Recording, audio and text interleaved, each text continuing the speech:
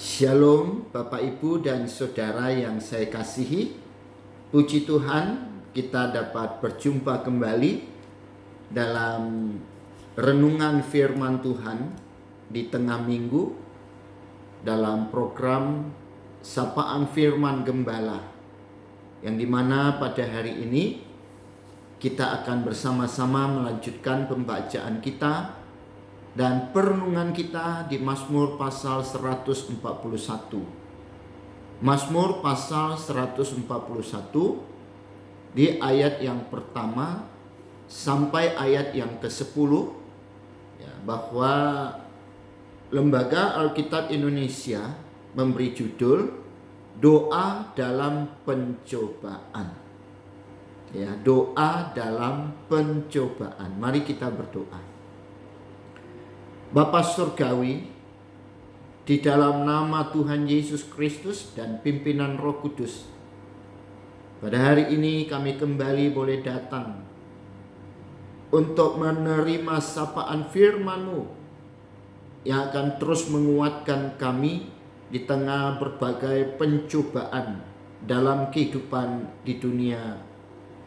Tuhan memberikan kami kekuatan, yang oleh karena itulah kami datang terus berseru kepadamu, karena yakin Tuhan Engkau Allah hanya sejauh doa kami, dan di dalam doa kamilah kami akan mendapatkan kekuatan Tuhan untuk menggenapi firman-Mu, bahwa Allah tidak akan pernah mengizinkan pencobaan yang melampaui kekuatan kami terjadi atas kehidupan kami.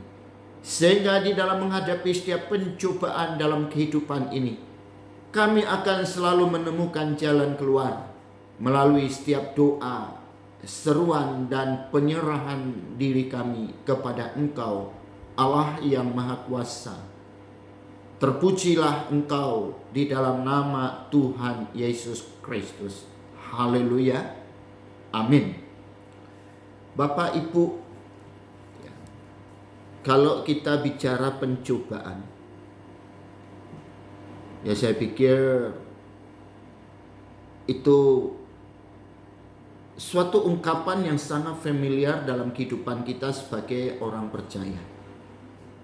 Bahkan di salah satu bagian dari doa yang diajarkan oleh Tuhan Yesus kepada kita, di situ dikatakan bahwa janganlah membawa kami ke dalam pencobaan. Oleh sebab itulah maka pada malam hari ini ya, kita bisa melihat bagaimana Raja Daud ya, sangat menjaga hati agar tidak ternoda oleh berbagai godaan, cobaan ya, walaupun memang Alkitab mencatat ya, Daud juga pernah ya, jatuh ke dalam dosa. Daud begitu takut ya, untuk melakukan pelanggaran di hadapan Tuhan ya, walaupun itu memang sepintas ya, kelihatan hanya dalam bentuk ucapan. Siapapun tahu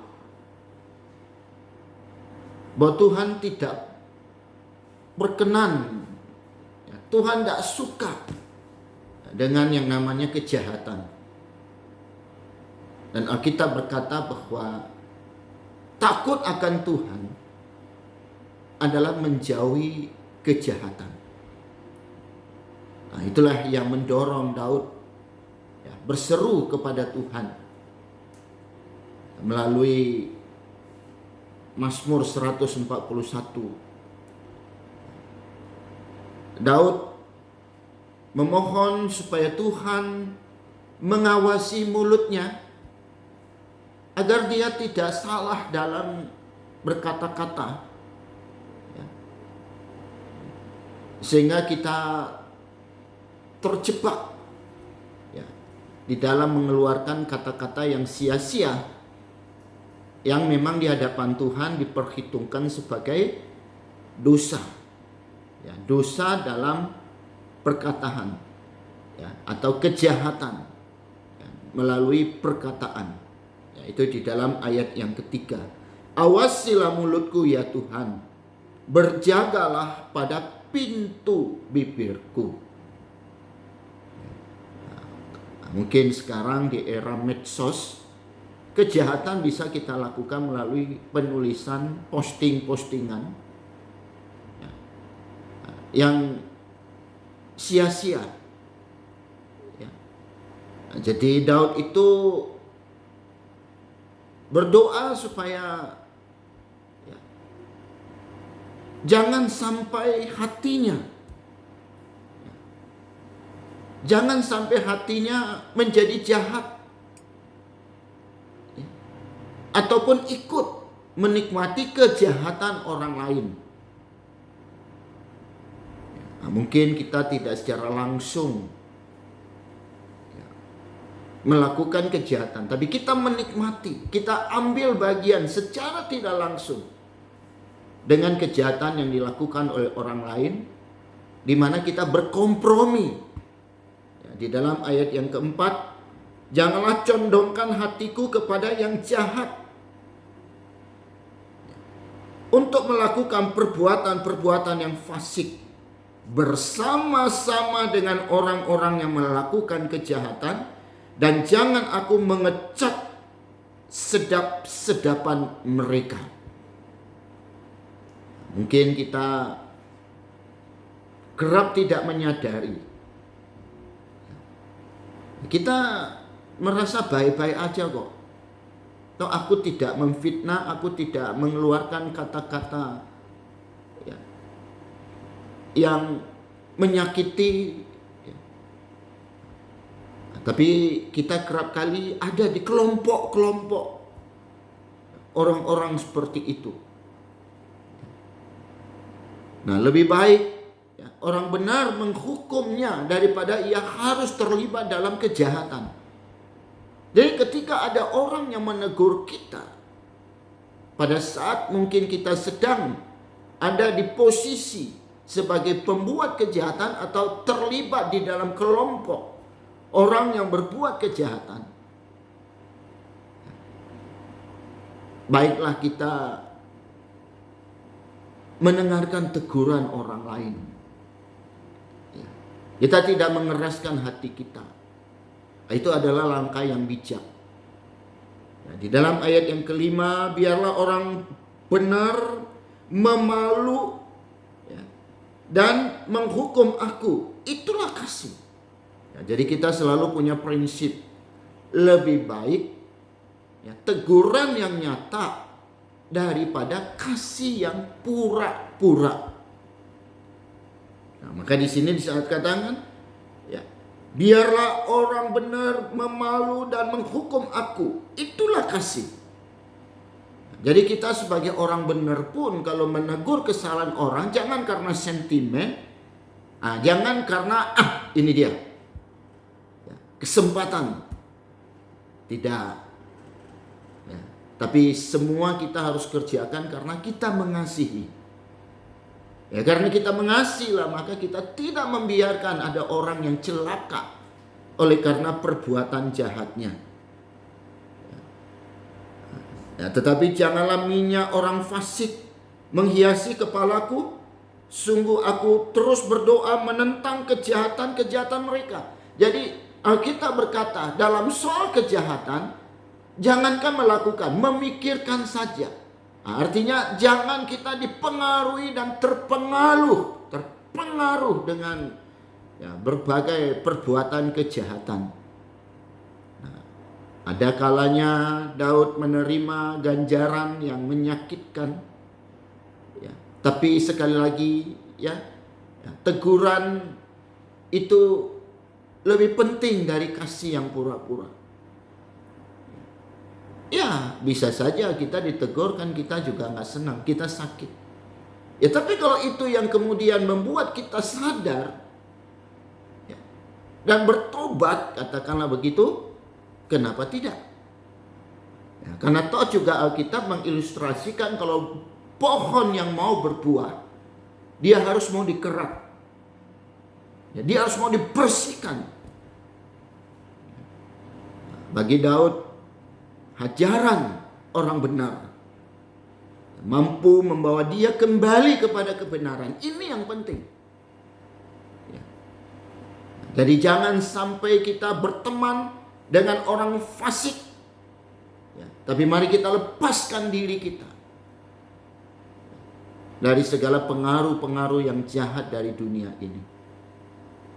Selanjutnya Daud berseru memohon perlindungan Tuhan, supaya Tuhan menjaganya dari berbagai jebakan-jebakan, ya, orang-orang yang hendak melakukan kejahatan.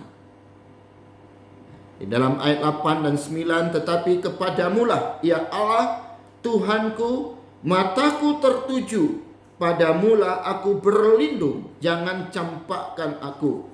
Lindungilah aku terhadap katupan jerat yang mereka pasang terhadap aku, dan dari perangkap orang-orang yang melakukan kejahatan. Ya, kita sadar sih bahwa hidup kita ya dikelilingi oleh ya, kejahatan. Ya, karena memang dunia ini adalah jahat semata-mata. Nah, untuk itulah maka Roh Kudus dikirim kepada kita agar kita tetap tampil sebagai orang benar di tengah-tengah berbagai ya, situasi dan keadaan yang tidak benar ya, pada masa kini. Ya, jangan sampai kita terpengaruh ya, oleh karena pergaulan yang buruk itu merusak kebiasaan yang baik, kata Alkitab. Nah, akhirnya kita tahu bahwa satu-satunya senjata bagi kita untuk mengalahkan kejahatan adalah doa. Ya, doa adalah seruan jiwa yang menjadi persembahan yang harum dari hidup kita di hadapan Tuhan. Ya, apalagi disertai dengan komitmen, dengan tekad, ya, dengan benci terhadap kejahatan.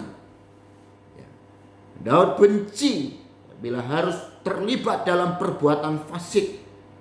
Ya, orang benar akan membenci dosa. Ya, sekalipun di dalam dosa itu selalu dipoles ya, dengan sesuatu yang manis dan menarik. Ya. Seperti Tuhan Yesus, dia sangat benci terhadap dosa, tapi dia juga sangat mengasihi orang yang berdosa. Oleh karena itulah dia rela mengorbankan hidupnya demi menebus orang berdosa, supaya orang berdosa itu bertobat.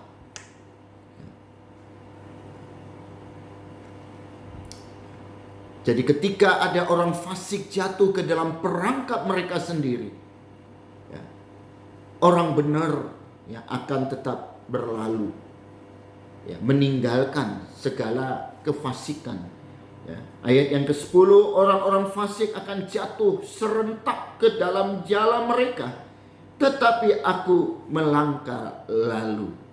Ya, ada banyak suara-suara yang mempengaruhi kita. Ya, ada banyak yang kita lihat yang bisa mempengaruhi suasana hati kita, perilaku orang, perkataan orang. Ya. Tapi karena hati kita teguh ya, untuk tetap menjadi benar, ya, maka kita boleh lalu. Ya, nah, ibarat, mohon maaf, ada pepatah, anjing menggonggong, kafilah berlalu. Kita tidak akan terpengaruh. Ya. Nah, jadi mari kita serukan kerinduan kita kepada Tuhan. Karena doa yang berasal dari hati yang takut akan Tuhan, menjauhi kejahatan, itulah persembahan kita yang berbau harum di hadapan Tuhan, yang memperkenankan hati Tuhan. Jadi lebih baik kita jatuh ke dalam tangan orang benar, sekalipun menyakitkan, daripada jatuh ke dalam tangan orang jahat, walaupun itu menyenangkan. Gitu. Ya, hati yang mengasihi Tuhan akan selalu menjaga diri kita dari berbagai kejahatan. Dan kita akan memohon supaya Tuhan melindungi dari jalan kita yang serong. Kita berkata dengan jelas ya bahwa penyertaannya akan ada di dalam setiap langkah hidup kita, orang-orang benar. Alkitab berkata apa? Langkah-langkah orang benar akan dilindunginya. Kalaupun kita terjatuh, kita tidak akan tergeletak. Dengan seruan, dengarkanlah aku Tuhan. Kita hanya ingin memandang kepada Tuhan sebagai pusat kebenaran, supaya kita dijauhkan dari berbagai jerat orang-orang jahat. Dan doa kita sekali lagi akan membawa perkenan Tuhan dan menyebarkan bau harum nama Tuhan karena persembahan kita dari orang-orang benar. Puji Tuhan. Terima kasih Bapa yang baik untuk ajaran kebenaran firman-Mu dalam kehidupan kami, sehingga kami tetap terpelihara di dalam kasih dan karunia dari Allah Bapa, di dalam pertolongan Tuhan Yesus Kristus dan pimpinan Allah Roh Kudus. Terpujilah nama-Mu, lingkupilah setiap kehidupan kami, dan kami serahkan seluruh hidup kami, karena kami tahu Tuhanlah kekuatan bagi kami. Dalam nama Tuhan Yesus Kristus. Haleluya. Amin. Puji Tuhan. Tuhan Yesus memberkati kita. Sampai jumpa kembali. Amin.